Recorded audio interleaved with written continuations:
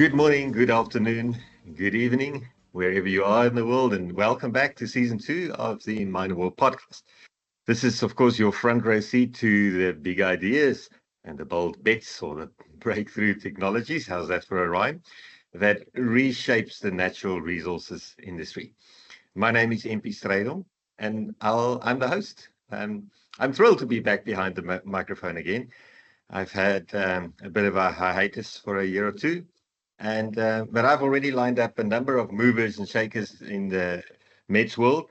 And for those of you who may not know that acronym, that's mining equipment, technology, and services industry. From the innovators and startups and scale-ups, or even the large corporates, to the investors who fund those founders, to the people who help them to take the new technologies to the market. I'll refer to them as the igniters. We'll talk to everyone who contributes to making the most of mining, because ultimately that's really what we're aiming for, adding value in every process across the mining value chain. I believe there's probably no other industry that understands the concept of value chains as deeply as mines do. And even fewer that are so bombarded by public opinion and shareholder and community expectations and pressure to perform, but also to transform, which is, of course, why we are so interested in the innovation that's happening in this industry.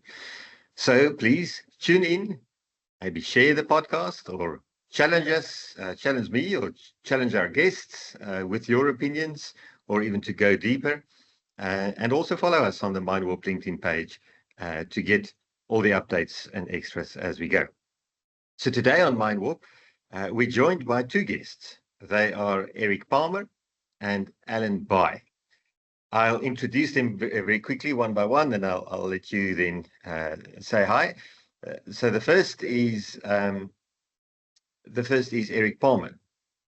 Now, Eric is operating partner at K1 Investments and a serial board member, cum investor, and cum CFO at multiple technology companies around the world.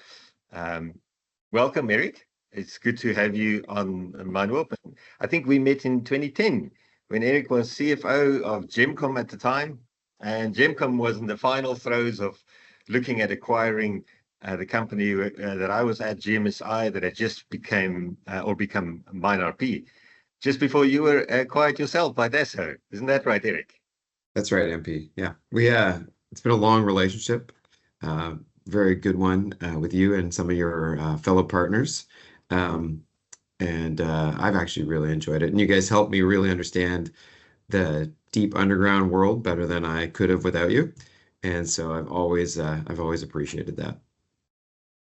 Yes, absolutely. It was an interesting realization for us during that time that there's so many or so much activity and so many companies that are playing a role in the world of mergers and acquisitions and so on, because that was one of our first forays into that world.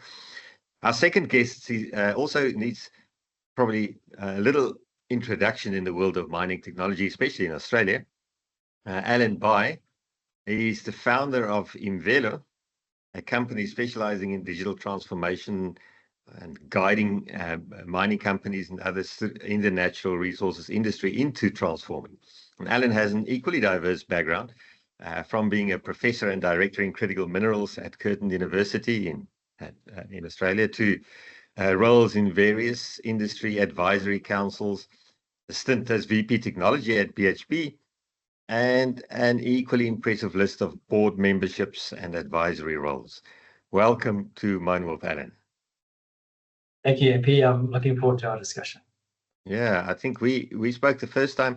I was trying to remember when it was. It must have been around about 2015, 16, 17, maybe thereabouts, I think, when we were seriously looking into acquiring or proceeding, what's the right word, continuing with CRC ORE, which was a research center for optimizing resource extraction, and you were involved with them at the time. Is that right? That's right, MP. I recall that. And even further back, I think we crossed paths when you were at GMA AST. That's and correct. so that's probably pre-2000, I think. Yeah, because you're no stranger to South Africa, right? That's right. That's right. So, gents, welcome to the podcast. And as I said earlier, 2 or 3 viewpoints on investment. There are so many innovators out there, mining engineers and other kinds of engineers that develop fantastic tech for by the engineer, for the engineer mostly, and then it becomes really well used at their mine, and then it becomes really well used at the mines in the group. And then typically there's some kind of why don't I sell this to the rest of the world and become the next tech billionaire? And there are a few who have made that transition fairly successfully, but there's also a lot of uncertainty of how to take technology to the market and what qualifies as technology and so on. So maybe I'll start with you, Alan, and just ask you a bit of an intro question, and that is, what qualifies as a METS company, and why are they so critical to the future success of mining? MP, I think we've seen more complexity in the mining industry over the decades, and so the skills needed to run these supply chains have grown, and we've seen that growth come in the METS sector. Mining companies have tended to stick to their knitting around being owner-operators principally, and so they then outsource many of the key services to deliver their product. And so the METS sector is absolutely central to making sure mining companies can deliver their products to market. Mm-hmm. And talking about sticking to knitting, so would you say that those companies are better at innovating than the mining companies themselves? Yeah, that's a tricky question, MP. I would say that innovation in the mining industry happens in little pockets. And within some mining companies, at some periods of time, there are incredible innovative teams working to solve problems. And in the METS sector, it's the same.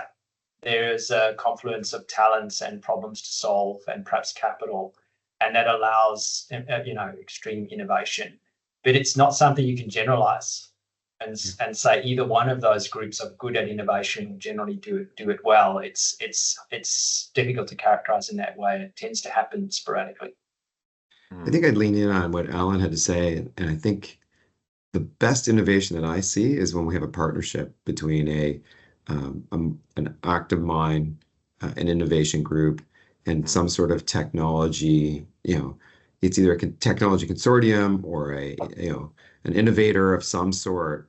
And when the 3 of them get together and work it, they can actually do really, really important things, because a lot of the innovators don't actually have access to in-use mines where they can actually alpha, beta, work out the kinks with their products. And they really need that relationship with the innovation team and the actual mine itself in order to develop the breakthroughs. Mm. It makes me think, Eric, that there's a necessary symbiosis between innovators outside of the mines themselves and the mines. And that's also why it's necessary for mining companies to think of innovators not only as technology salespeople, but actually as potential partners in their transformative journey, right? As well as for those innovators to think of mines not only as possible, piggy banks, but also as a partner in the development. Right. Alan, you talk with mining companies and others about thinking of transformation, right?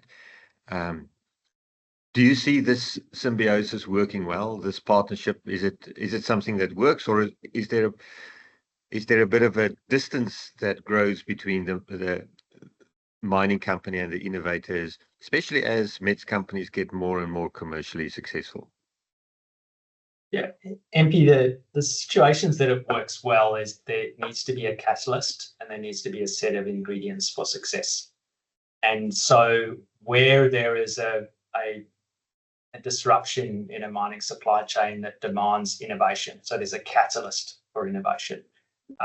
And that's often the stimulus for a partnership where mining companies need support to solve a problem.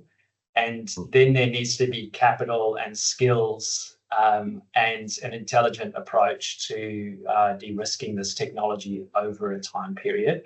And when we see that happen, it works extremely well. I think the headwinds against that are often commodity cycles, price cycles, where capital isn't easily available or skills have been restructured to meet a requirement of one of the companies. And so that then disrupts the time period, the incubation or the de-risking of these technologies. And I think we often see kind of half-pregnant solutions in the METS sector, things that just quite haven't fulfilled their potential. Eric, this is, of course, one of the biggest, well, I would imagine, I'm not an investor, but I would imagine one of the biggest fears of an investor. How do you find a successful or a potentially successful company to invest in a world where there are so many potential failures already out there? You talked earlier when we spoke about the extractive industry as a bit of a passion project as well for yourself, because everything we do and everything we have comes from extractives. But how do you not let passion get in the way of reason and find the right kind of tech company to invest in? So I think that'd be from a high level.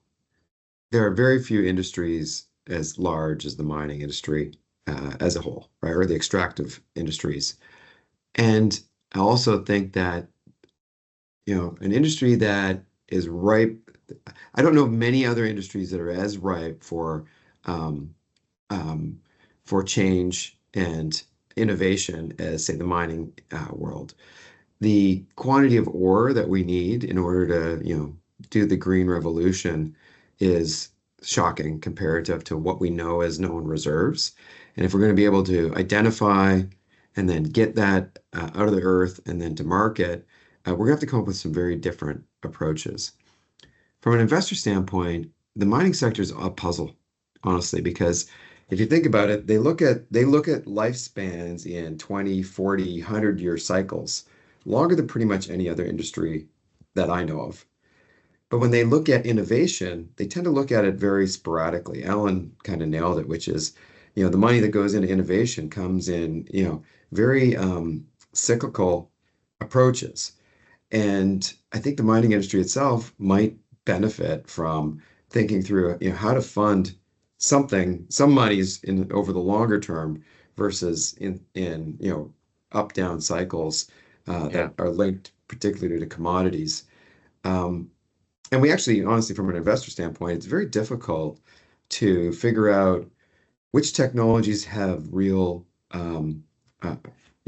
capability of making change, because you'll get a deployment in one particular mine in one particular geological formation that seems to do wonderfully well, but it might not be extensible across multiple geological deposits or different geographies, or whether it's underground, open pit, and so it's very difficult for a lot of investors to see through the noise, and which is really unfortunate, because there's a lot of really neat technologies, especially in the last handful of years, that have come out that we should be investing in order to help move things forward. You talked about it earlier. There's a lot of small companies out there, and you mentioned, they can't necessarily look at the mining organizations as a source of funds, but they need some source of funds. And so if the mining world or the governments or the investors aren't putting enough money in, we're starving our, really interesting and novel mechanisms of capital. Yeah. Sorry, that was a long answer, MP, but Very good, MP. And I do want to build on Eric's comments around sources of capital, because if you think about mining companies, they make more significant profit margins generally than the METS sector. The major miners are returning 20% plus in terms of profit margins, whereas most METS companies are much less than that, probably down to 10%. And so who does the innovation? Like mining companies, when they deploy capital, they want to invest it in additional production, of a resource. They're not very likely to invest it in technology, which is not their core business. And METS companies don't have the discretionary capital lying around to then invest in technology. And so something that's happened in the last 10 years is the shift of venture capital into the resources sector. And so we've seen VC putting up the capital into these METS companies and startup companies to start building or at least de-risking technologies for the mining sector, which is an interesting shift that's happened more recently. So I just want to take you up on that, because even those terms are not necessarily very well known to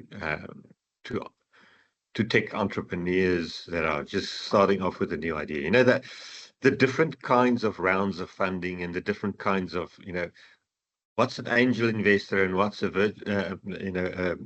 VC and a PE investor and a final home for a new company. Maybe Eric, can you give us just a thumbnail sketch of the kinds of people out there that can help with the funding? There's kind of a continuum, and it would normally start with, kind of money out of your own pocket. Often then it goes to friends and family, investing in your good idea. Then you'll often reach out to what's called angel investors. And angel investors are typically wealthy individuals that spread a little bit of capital around a bunch of really interesting innovations. I have a really, really close friend who runs 3 angel funds, and their objective isn't necessarily to make a lot of money. Their objective is really somewhat altruistic, and they're trying to seed some really good ideas. They tend to break even or make a little bit of money. The guys who tend to make the most money out of these early investments are the venture capital world. And venture capital, you have to think about in different rounds. And so a Series A investor is making a big bet. They're actually putting money in that is, highly risky. Some of those investors are honestly, they're looking for $30 for every $1 they put in. I actually think the trickiest investment is Series B, which is when you move beyond that first high risk investment, and you've got to have a product that's going to generate the right amount of revenue. It's got to have legs to it. And getting that Series B investment is really, I think, the hardest investment that you're going to get along the path. You can actually get from Series C all the way through E. I've seen many companies go through a series of funding as they grow through cycles. And then once you mature, you get into late stage venture and then early stage private equity. And all of them have a different investment criteria. In general, the venture capital guys are trying to get a 10-to-1 outcome, and the private equity guys are trying to get a 3-to-1 outcome. But the private equity guys really need to invest in a real business. There has to be assets, there has to be revenue, there has to be customers, whereas the venture capitalists will take a little more risk along the way. Yeah, that's a good description, I would say, of the landscape out there, and also of the kinds of funders. But there are also different kinds of things that you can raise money for. It would sound fairly simple to ask someone, give me a few dollars to help me develop or do some R&D and develop some new product because it's going to change the world. But I think fewer people are feel equally welcome to ask for money to do business development with and to actually take products to the market, and yet that taking the product to the market might even be more important, depending on the stage of the company, than the initial development of the intellectual property that has to be taken to the market. So I guess, the different players that you refer to would also contribute skills in some instances to helping companies to take their products to the market. Is that right? That's very true. Like when I've talked about Series A investors typically are helping round out the technology. Series B, Series C investors are typically really working on the go-to-market. motions, Yeah. right? So, once you've got the initial technology up, running, validated, then you really need to get your marketing skills in place. You got to get your sales skills in place. You got to actually round those out. And so there is very much different values. Yeah. Um, I'm gonna make a plug for some governments at this stage, which Sure. I've been incredibly impressed by the Canadian government actually, and the Mm. way they've actually helped various early stage companies with different programs. There's a lot of investment and some bureaucracy involved in getting access to some of these programs, but they've been wonderful in some of the companies that Alan and I've worked with on providing funds at the right time for the right things. And I don't see many of the European companies or countries doing this. I don't see the US doing this. I think there's a little bit more of it in Australia, Alan, but maybe not to the same level as we see in say, Canada. Yeah. Yeah. Alan, I want to bring it back a little bit to the product itself and the kinds of products that make it out there in the market. There's a difference between having some piece of handy technology and having asked yourself seriously uh, questions like, have I built tech that is in fact useful, and will it make a difference in the mine, and so on. So talk to us a little bit about that introspection that is necessary. One of my other podcast guests talked about the inconvenient truths that have to be unearthed. Yeah. MP, I think this is a space that Eric and I spend a lot of time in, is working with startup companies to understand the value proposition of their technology. I think startups tend to be very tech focused and probably don't spend enough time understanding their customers' value proposition, understanding mineral economics, understanding value driver trees, and ultimately how the technology is going to impact the bottom line. And it's probably an observation of where there is just not enough effort early on in companies to put time into understanding this about their customer. But I want to pick up a case study that I think maybe will resonate with many people. Let's talk autonomous haul trucks.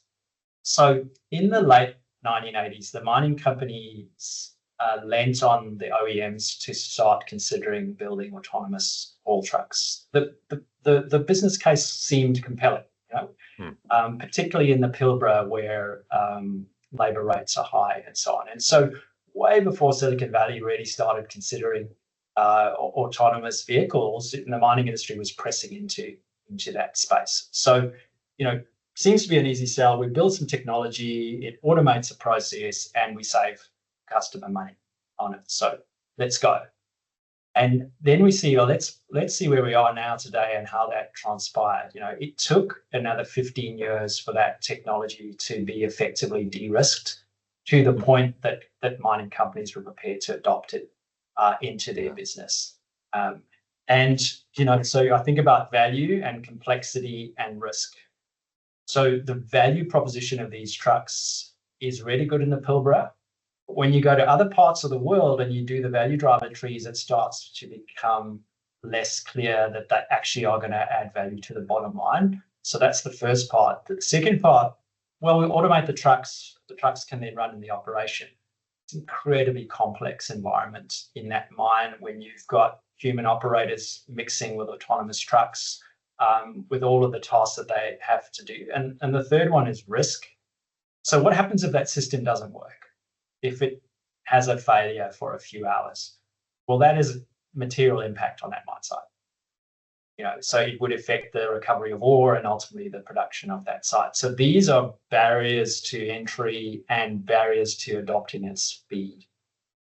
And so this is why here we are in 2025, and there is less than 10% of the mining trucks around the world that are automated.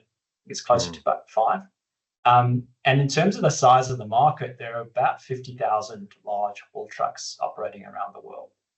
There are twice as many trucks running around that UPS operates as a postal delivery service. So not a great big market. And so now when you really start getting into the detail and look back at it as a VC investor, is that a great place to put your risk capital in and build the technology. I want to double tap on this. Alan and I did some work. I want to say it's probably 2 years ago now with a really innovative technology company, and the opportunities that they had in front of them were really, really interesting. But what Alan and I really coached the company on was product market fit. And we had a really detailed session where we really laid down, there's all these opportunities out there, but where is the really good fit for this technology? Yeah. Is it in the exploration side of the house? Is it in operating mines? Is it, in end-of-life mines? Which type of, mining organizations are the right place for you to spend your effort? And I think we did a really good job of narrowing them down to a very few use cases that the company then spent now 18 months, 2 years, really refining, really getting well, finding partners to work on, working in some consortiums. And it's really opened the door to having discussions with some of the larger mining organizations on what's next. And Right. so Alan's advice is spot on, which is, find, once you've got an innovative, interesting technology, do this product market fit work. Yeah. Really work on it diligently. And my advice would be, we need revolution, not evolution, in many of these cases to make them financially viable, right? So, you know, Yeah. the example here is, why didn't diesel get adopted over, gas engines for a long time versus electric cars?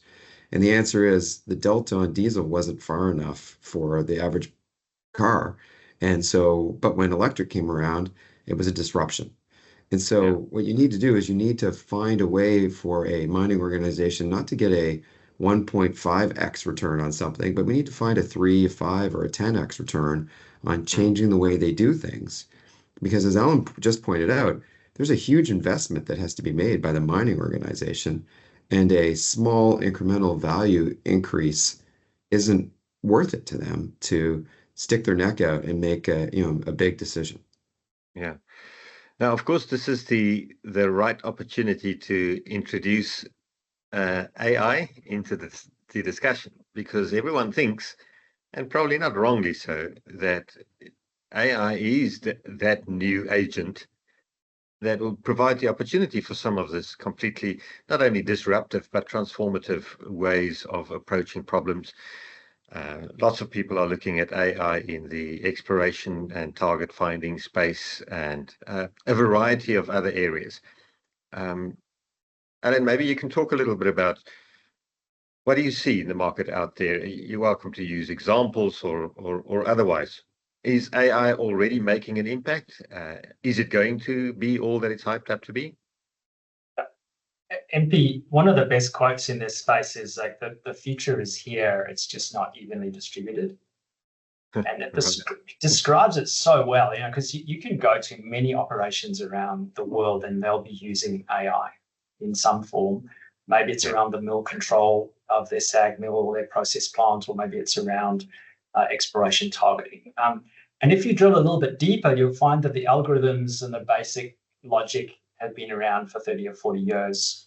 That, through supercomputing and some more advanced algorithms, we're now calling that AI. But so it's not new, it's just more advanced in terms of what we're doing there. But there is absolutely value to be had. But it comes back to Eric's point, there's still a product market fit piece. It's like, does the technology fit the problem space? How hard is it going to be to unlock the value from delivering that technology, and how much risk is the organization exposed to in actually trying to get it to work? And this is the part that there is not enough cycles done by all participants in this ecosystem, before we make a decision or commit huge amounts of capital. It's just work through the economic viability, the workflows that may have to be completely reconfigured, the skills that will have to be trained up, and the risk that will need to be managed. When all those parts are put together, things go very well. It's just not that often that all the parts are put together.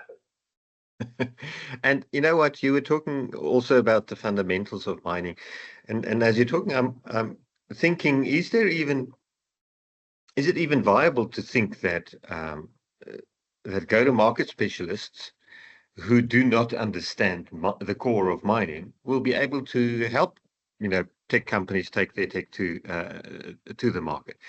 I always talk about this maturity curve in how technology companies talk about their own tech. They start about talking about function. I've developed a new tool and it has a green button, and everyone's impressed. And then, 6 months later, everyone has a green button. All right, now what now? The next evolution is, oh, feature. Not only does mine have a green button, but now this green button helps you to do short interval control as an example. So I've talked about a kind of a discipline or a function that this feature provides. And then everyone has that. And then it goes from, oh, but mine does it faster, or mine does it more accurately, or mine does it more beautifully, more elegantly, So there is a benefit discussion that comes in. But it takes a while to realize, but hang on, the tech, or the tech company for that matter, is not supposed to be the hero in the story. Right. It's actually the mind that's supposed to be the hero in the story. So let's flip this around. Alan, you were talking about value driver trees and so on. The real question should be, what value does the mind get when they improve function X, as opposed to, check out my cool tech? And it's like tech companies do not yet talk to minds in those terms much, do they? Yeah, I agree, MP. There is a mining and business language which is incredibly important to win the sale with your with your customer, to convince them that it's a good idea. And so that generally involves technical sales with most products. You need somebody who's trustworthy and understands the mine, and then the customer needs to be assured that the complexity can be managed, and that they are going to get time back out of this process. Because I would say most of these green buttons, they may save time somewhere, but they add in another place, and the workflows haven't been well thought through. Hmm. Eric, I can see that you're just burning to get in here. Oh, I'm burning to get in here. So I had a conversation. You triggered my memory on two conversations with a mining technology CEO. And the first conversation was around, they had their green button. They're really excited about their green button. And they were convinced the discussion was around who's your customer. And they were convinced that the innovation team was their customer.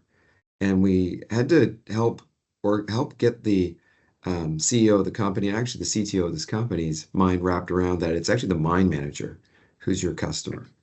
And the mine manager has to eventually approve that full-time, long-term budget. And if the mine manager isn't getting significant value out of it, it becomes a very low priority. And it was a discussion that he reminded me of a short time ago. He said it was the hardest lesson he had to learn was who actually gets the long-term value. There's a second conversation around this situation where the company was convinced that they were onto something, and all the mines should adopt this, and and that things were going to move really quickly. And the second part of the conversation was, in the mining world, things move slow to move fast. And so what you need to do is invest the effort and the time with boots on the ground, with skilled people on the ground, working very closely with the core key people at the local mine level to get the product working in a fashion that will work in situ. And once you invest that level of effort, once you invest that level of time, things do start to move faster. But it was also another lesson that we really had to work on, helping an innovator figure out how to go to market in a manner that was effective. And what they actually did, which was quite brilliant, is they added their technologists um, into the mining team and worked very closely. And they didn't, although they charged a small amount for the effort, they were really running proof of concepts with the company over and over again to get the value into the hands of the mine. And they were very patient about it. Um, and Right. so it was unusual in some of the interactions that I've seen in the past. Yeah, well, it's good that there are, or I should say that there is a progression, and I think there is more and more understanding coming into this world as it matures as an industry.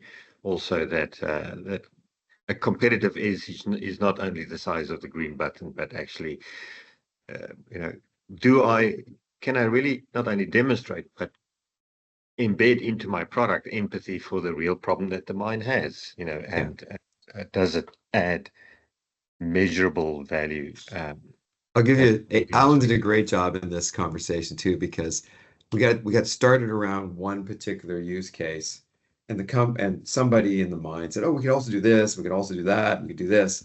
And Alan was brilliant in saying, "Hey guys, you've got so much on your plate with just this one use case. Mm, Stick with it. You have no idea how much you're going to learn by going through the full cycle of this before you get focused on some of these other areas that would actually take you off the path to success." yeah. Gentlemen, I think we are fast running out of time here. I can't believe it. But I do want to carry on this conversation. So the fact is that there are many more topics that we have to touch on. Eric, on your side, I recall you talked about developing or working on an investment memorandum. What the kinds of things are that investors are looking at and so on. I'd love to talk to you about that and how that's working out for you.